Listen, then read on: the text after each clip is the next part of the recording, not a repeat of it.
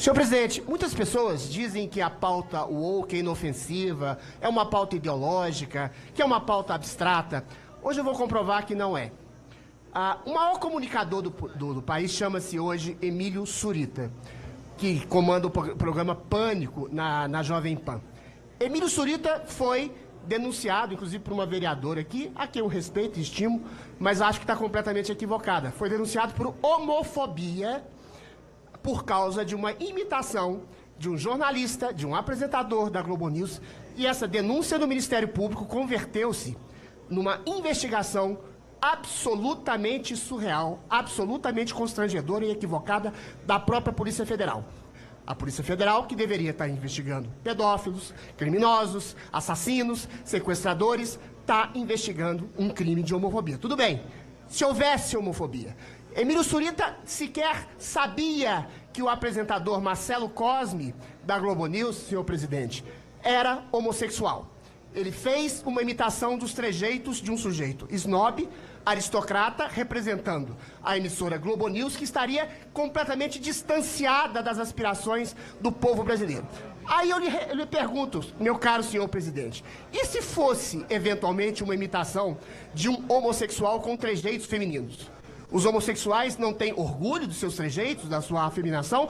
Como é que eu vou imitar, por exemplo, um personagem como o Clodovil? Como se fosse um lenhador sério? Como é que isso constitui homofobia? Como é que se constitui homofobia a imitação de um homem que era um apresentador, que não tinha trejeitos femininos, em que o Emílio faz uma caricatura explícita de um jornalismo que se pretende abarcar a realidade e que é completamente distanciado da população?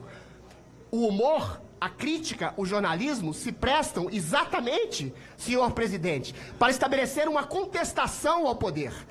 Se a imprensa é o quarto poder, você tem o humor como o quinto poder para estabelecer a caricatura do poder. Agora, quando o poder se incrusta na própria justiça brasileira, na própria Polícia Federal, no próprio Ministério Público, com o princípio woke, ou seja, qualquer denúncia, qualquer caricatura que se faça a um personagem que seja homossexual, ou transexual, ou negro, ou mulher, ou deficiente, é exatamente vedada? Exatamente é esse o poder nefasto da cultura woke. Eu fui denunciado também pelo Ministério Público porque levantei uma mão num programa de televisão em que fiz 30 minutos de ataque violento e virulento ao nazismo. Fui denunciado como nazista. É claro que, eventualmente, essa denúncia não prosperou, a investigação não prosperou, como eu creio que a denúncia e a investigação contra Emílio Surita jamais prosperará. Mas e o constrangimento? Pessoas perdem o emprego. Eu perdi meu emprego na Jovem Pan à época, por causa dessa denúncia. Fui cancelado. Eventualmente, a cultura woke é a tradução exatamente desse tipo de perseguição que se chama comumente hoje nas redes sociais de cancelamento. Você arruína a reputação de alguém, você destrói o trabalho de alguém, você destrói e arruína e conspurca o caráter de alguém por uma denúncia de um falso preconceito que não existe.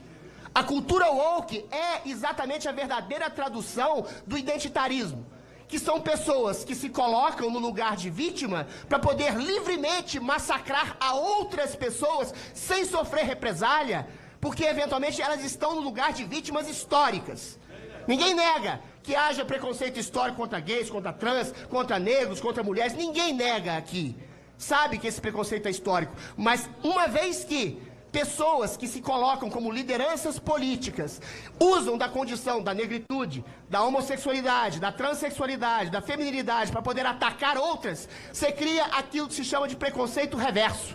E quando esse preconceito reverso se incrusta no próprio Ministério Público, que é aboletado de pessoas que são militantes disfarçadas de juízes e que perseguem outras pessoas, quando ela se incrusta na própria Polícia Federal, que faz uma denúncia, que faz uma investigação contra o maior comunicador vivo por um ato de homofobia sobre um apresentador homossexual que sequer era sabido que era homossexual, você está no limite do surreal.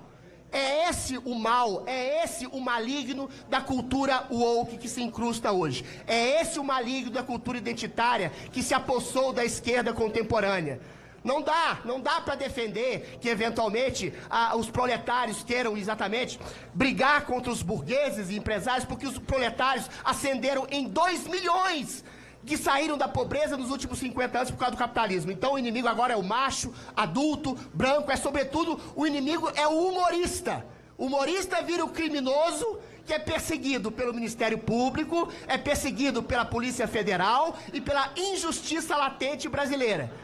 Enquanto criminosos, pedófilos, assassinos, traficantes têm milhões de habeas corpus, Emílio Surita, um humorista ou qualquer pessoa que faça um gracejo contra alguém que seja ou negro, ou gay, ou homossexual, ou transexual, ou gordo, ou qualquer coisa desse sentido, vira um criminoso sob suspeita da justiça brasileira. É esse, senhor presidente, o mal da cultura woke. Se colocar pessoas que se colocam no lugar de vítima para poder livremente massacrar e arruinar reputações.